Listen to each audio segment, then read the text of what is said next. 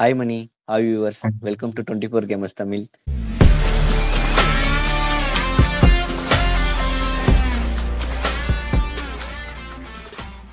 இன்னைக்கு நம்ம எந்த வீடியோ பத்தி பார்க்க போறோம்னா, டே 3 யோட ரிவ்யூ தான் நம்ம இப்ப பார்க்க போறோம். டே 3 பொறுத்தவரைக்கும் நாம நெனச்சது ஒண்ணு, ஆனா இப்ப நடந்தது ஒண்ணு. ஆ மார்னிங் என்ன எக்ஸ்பெக்ட் பண்ணோம்னா, எப்படியும் வந்து இந்தியா வந்து குயிக்கா விக்கெட் விட்டுருவாங்க. அப்படிதான் நம்ம எதிர்பார்த்தோம். நேத்து நம்ம வீடியோல பேசும்போதும் என்ன சொன்னோம், எப்படி இருந்தாலும் இந்த 4 பேட்ஸ்மேன் இருக்காங்க. இந்த 4 பேட்ஸ்மேன்க்குள்ள ஒரு பார்ட்னர்ஷிப் வந்து பில்ட் ஆனா நல்லாருக்கும் அப்படின்னு நம்ம யோசிச்சோம். இந்த இந்த மார்னிங் செஷன் ஸ்டார்ட் ஆனதுலருந்து ரிஷப் பண்ட்ட தவிர மத்தபடி எ வாஷிங்டன் சுந்தரா இருந்தாலும் சரி, நிதிஷ் ரெட்டியா இருந்தாலும் சரி, நல்ல காம் அண்ட் கம்போஸ்டா வந்து பேட்டிங் ஆடி, இந்தியாவ வந்து ஓரளவுக்கு சரிவுலருந்து மீட்ட மாரி எடுத்துட்டு போயிட்டு, இப்போ ஒரு 100 ரன் ரேஞ்சுல வந்து இப்போ நம்ம லீட்ல குடுத்துருக்காங்க ஆஸ்திரேலியாவுக்கு.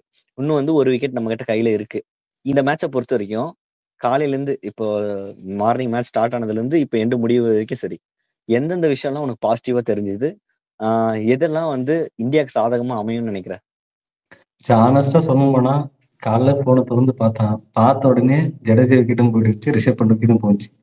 அங்கேயும் ஒரு ம். பயங்கர அப்செட் நானு. அதுக்கப்புறம் ஒரு நிதிஷ் ரெட்டிக்கும், வாஷிக்கும் நான் நினைச்சேன் ஒரு வாஷி வந்து எனக்கு தெரியும். வாஷி பார்த்தாலே ஒரு 30, 40 ரன் அடிப்பாருன்னு.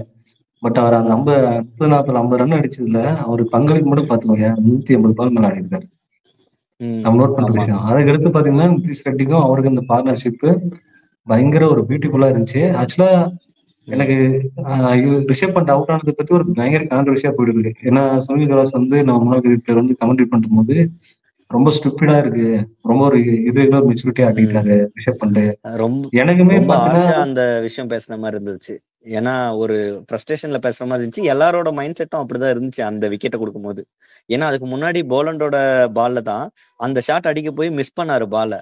ஆனா, மறுபடியும் அரவுண்ட் த விக்கெட் வரும்போது, ஒரு ஃபர்ஸ்ட் பால் வந்து சேவ் பண்ணி எப்படி வருது ஆங்கிள் பார்த்துட்டு, அதுக்கு அடுத்த பால் ட்ரை பண்ணியிருக்கலாம். ஆனா, ஃபர்ஸ்ட் பால் ஆங்கிள் மாத்துன அடுத்த செகண்டே வந்து திருப்பியும் அதே ஷாட் ஆரம்பிச்சது. தேவையில்லாத ஒரு விக்கெட்ட நாமளே தூக்கி இந்தாங்க அப்படின்னு சொல்லிட்டு ஆஸ்திரேலியா பக்கம் குடுத்துட்டு போன மாரி தான் இருந்துச்சு இந்த விக்கெட்ட பார்க்கும்போது. அதான் சார் சுனில் கவாஸ் கூட அதுதான் சொன்னாரு. எனக்குமே அந்த தாட் இருக்கு. ஏன்னா, ஃபர்ஸ்ட் பால் நீங்க ட்ரை ம். பண்றீங்க. ஆக்சுவலா அவரோட நேச்சர் கேம் இதுதான். அடிக்க ட்ரை பண்ணாரு. மாட்டுச்சு, மாட்டல. அதோட முடிஞ்சுச்சு. செகண்ட் பால் ஆடும்போது என்ன ஆயி போச்சுன்னா எனக்கு, அவர் வந்து மறுபடியும் என்னால அந்த ஷாட் அடிக்கணும்னு அவரே ஒரு ப்ரூவ் பண்ற மாரி ஆயிப்போச்சு.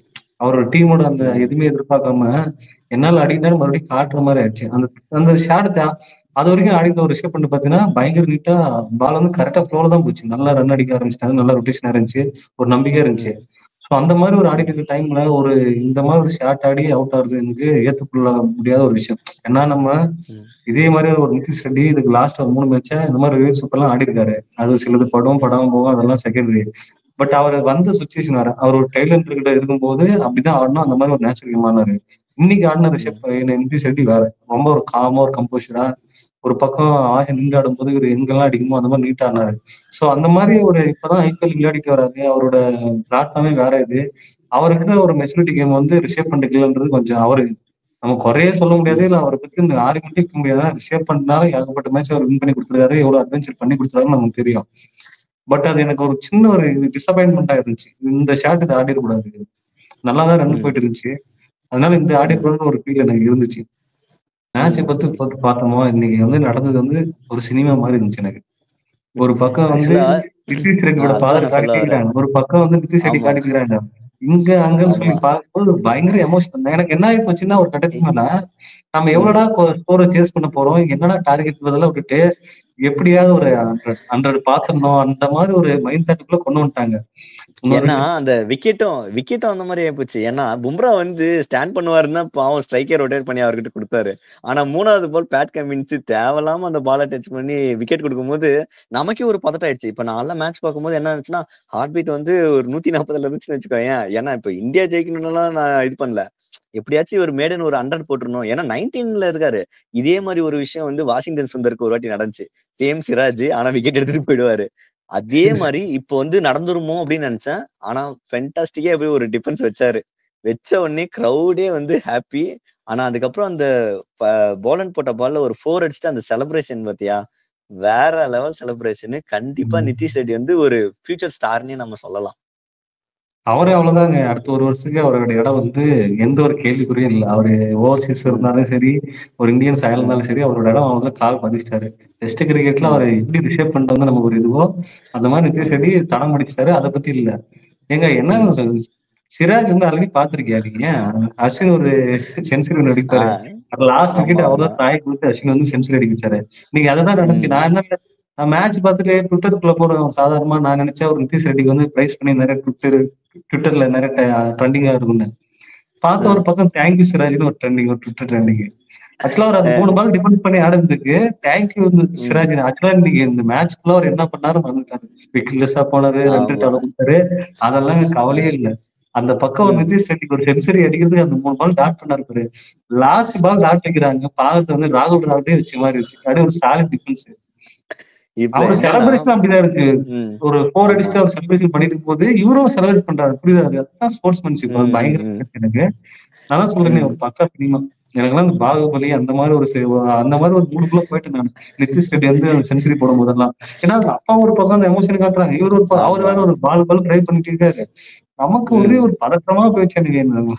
அந்த மாதிரி ஒரு ஃபீல் ஆக்சுவலா ஆயிடுச்சு. அவங்க அப்பாவ வந்து காட்டும்போது 4 போற வரைக்குமே அவர் வந்து செலிப்ரேட் பண்ணல. 4 போய் முடிச்ச பின்னாடி தான் அவர் வந்து செலிப்ரேட்டே பண்ண ஆரம்பிச்சுட்டு பிகாஸ் அவங்க வந்து அழுந்துட்டாரு ஒரு பக்கம். ஏன்னா, இதுல வந்து செஞ்சுரி அடிச்ச பின்னாடி அந்த செலிப்ரேஷன் முடிச்ச பின்னாடி நிதிஷ் ரெட்டியுமே பார்த்தீங்கன்னா, அவரும் க்ரைல தான் இருந்தாரு. அ ஏன்னா, அந்த மாரி ஒரு மூவ்மெண்ட் தான் அது. ஏன்னா, இந்தியா டீம் வந்து இப்ப கஷ்டமான சிச்சுவேஷன்ல இருக்கு. 167ல இருந்து இப்ப வந்து 358 வந்து நம்ம ரன் அடிச்சிருக்கோம். இத பார்க்கும்போது, இதுல இவ்ளோ கான்ட்ரிபியூஷன் பண்ணி இது பண்றாங்கன்னா, அவ்ளோ பொறுமையா வந்து எடுத்துட்டு போய் டீம வந்து டீமுக்காக விளையாடியிருக்காரு இந்த மேட்ச் ஃபுல்லாவே. இத சொல்லப்போனா. இதனால தான் என்ன பண்ணாங்க, இப்ப ரிஷப் பண்ட்ட வந்து கம்பேர் பண்ணி இப்ப வந்து எல்லாருமே ஹார்ஷா நம்ம பேசிட்டு இருக்கோம். ஆக்சுவலா இதே மாரி ஆடி ரிஷப் பண்ட் ஜெயிச்சு குடுத்துருக்காரு, இல்லன்னு சொல்லல. ஆனா, இன்னைக்கு அது ஆட வேண்டிய சிச்சுவேஷனும் அது இல்ல. அது தப்பா ஆடி, இப்ப அது தப்பா ஆடுனதுனால வந்து, இப்ப இந்த டீமோட ஸ்கோர் வந்து ஒரு 358 இருக்கிறதுனால, இது பெருசா வந்து நமக்கு பாதிக்கல. சப்போஸ் பாதிக்கலாம்.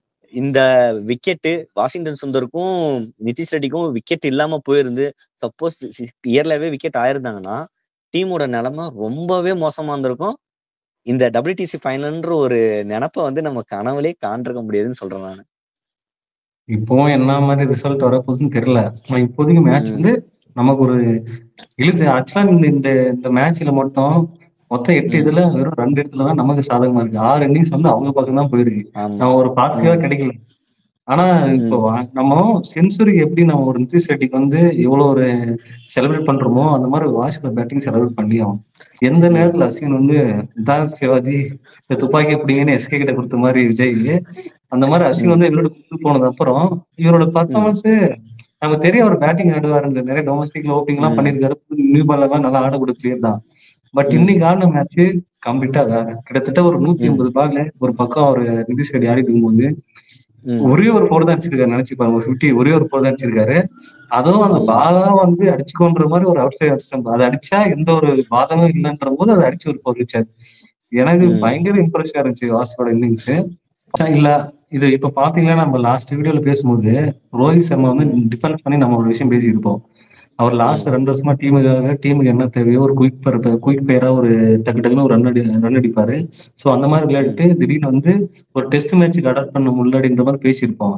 பட் இந்த இடத்துல பாத்தீங்கன்னா நிதிஷ் ரெட்டி அப்படியே ஆப்போசிட்டா இருக்காரு. லாஸ்ட் அவர் ஐபிஎல் பிளாட்ஃபார்ம் ஆடிட்டு டைரக்டா டீமுக்கு வரும்போது கூட இந்த டெஸ்ட் ம், மேட்சுக்கு என்ன அடாப்ட் தேவை அதை ஈஸியா அடாப்ட் பண்ணிக்கிறாரு. எனக்கு தெரிஞ்சு ஒரு மெச்சூர் பிளேயரா தெரியுறாரு நிதிஷ் ரெட்டி வந்து ஜொலிக்கிறாரு எனக்கு தெரிஞ்சு.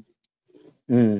இப்போ என்னன்னா, வாஷிங்டன் சுந்தரும், நிதிஷ் ரெட்டியும் சேர்ந்து 2 பேருமே சேர்த்து 50 ஓவர் ஆடியிருக்காங்க டோட்டலா. 60 ஓவர் 50 ஓவர் ஆடிருக்காங்க. 51 ஓவர் 60 ஓவரே அதுதான். ஆடிருக்காங்க. ஏன்னா 157 ரன் 158 பால் கிட்ட வாஷி ஆடியிருக்காரு. இந்த பக்கம் சேம் அதே ஈக்குவல் பால் தான் இவரும் ஆடிட்டு இருந்தாரு. இவங்க 2 பேர் பார்ட்னர்ஷிப்பும் பார்த்தோம்னா 100 ரன்னுக்கு மேல போச்சு. நாம நேத்தே பேசியிருந்தோம். எப்படியாச்சும் ஒரு பார்ட்னர்ஷிப் வந்து நம்ம 2 பார்ட்னர்ஷிப் வந்து 50, 50ன்னு வச்சோம். ஆனா இப்போ இவங்க ஒரே பார்ட்னர்ஷிப் வந்து 100 வந்ததுனால, நான் சொன்ன மாரி 350 அடிப்பாங்கன்னு நான் சொன்னேன். கரெக்ட்டா அந்த அளவுக்கு இந்த ரேஞ்ச் இப்ப வந்துருச்சு இப்போதைக்கு. இதுக்கு மேல இப்ப நாளைக்கு எடுத்துக்கிட்டோம்னா, இன்னும் 1 விக்கெட் தான் கையில இருக்கு. பவுலர்ஸ் ஃப்ரெஷ்ஷா வரப்போறாய்ங்க. எப்படியும் ஒரு 10 நிமிஷம் இல்லன்னா 1/4 மணி நேரத்துல வந்து விக்கெட் விட போட்டுருவான். விக்கெட் விழுந்துரும்னு நான் நெனைக்கிறேன். அதுக்கப்புறம் ஆஸ்திரேலியாவோட பிளான் என்னவா இருக்கும்? அதுக்கப்புறம் இந்தியா எப்படி அத வந்து டேக் ஆன் பண்ண போறாங்க? ஆக்சுவலா இன்னும் ஒரு விக்கெட் தான் இருக்கு. நிதிஷ் ரெட்டி ம், விக்கெட்டும், சிராஜ் விக்கெட்டும். இன்னொரு 3-4 ஓவர் ஆடினாலே பெரிய விஷயம். மேபி ஸ்ட்ரைக் ரொட்டேட் பண்ணி நிதிஷ் ஸ்ட்ரைக்ல இருந்தா கூட 5 ஓவர் மேக்ஸிமம் ஆடலாம். ஒரு 5 ஓவர்ல எவ்வளவு மேக்ஸிமம் அடிக்க முடியுமோ அவ்வளவு ரன் அடிக்கணும். நம்ம ஒரு ஒரு 30 ரன் வந்தா கூட நமக்கு வந்து நம்ம ஒரு டார்கெட்டா எவ்வளவு ஒரு 80 ரன் லீட்ல ட்ரையல்ல போவோம். அது ஒன்றும் பிரச்சனை இல்லை. அந்த மாதிரி ஒரு 80 ரன் இருக்கும்போது நம்ம டைரக்டா ரிசல்ட் நோக்கி போகலாம். இப்போ இது வரைக்கும் பாத்தீங்கன்னா இந்த சீரிஸ் முழுக்க ஒரு விஷயம் நடக்கவே இல்லை. நம்ம வந்து 300 பிளஸ் ரன் இது வரைக்கும் அடிச்சதே இல்லை. இந்த இன்னிங்ஸ்ல இந்த சீரீஸ்லும் சரி ஃபர்ஸ்ட் இன்னிங்ஸ்ல.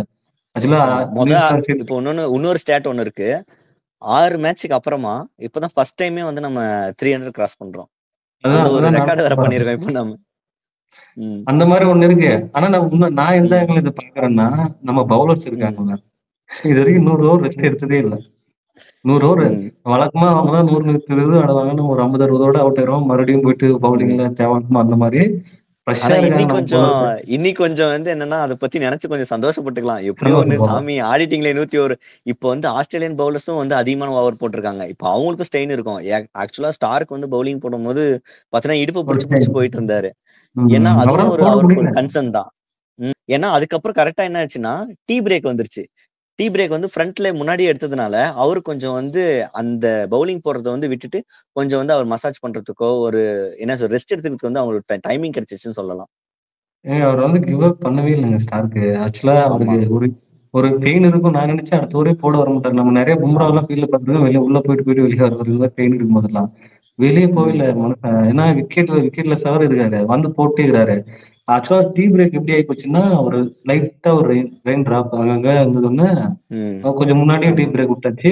நாளைக்கு கூட பாத்தீங்கன்னா லைட் இன்னைக்கு மேட்ச் வந்து காலர் பண்ணது கூட பாத்தீங்கன்னா வெளிச்சம் அந்த அளவுக்கு இல்லைன்னு சொல்லிட்டு நாளைக்கு மேட்ச் என்ன போடுங்க பிஃபோர் ஒரு ஹாஃப் அவர் முன்னாடி ஸ்டார்ட் பண்ண போறாங்க மேட்ச். சோ நம்ம என்ன பண்ணணும்னா நமக்கு வந்து ரிசல்ட் தேவை.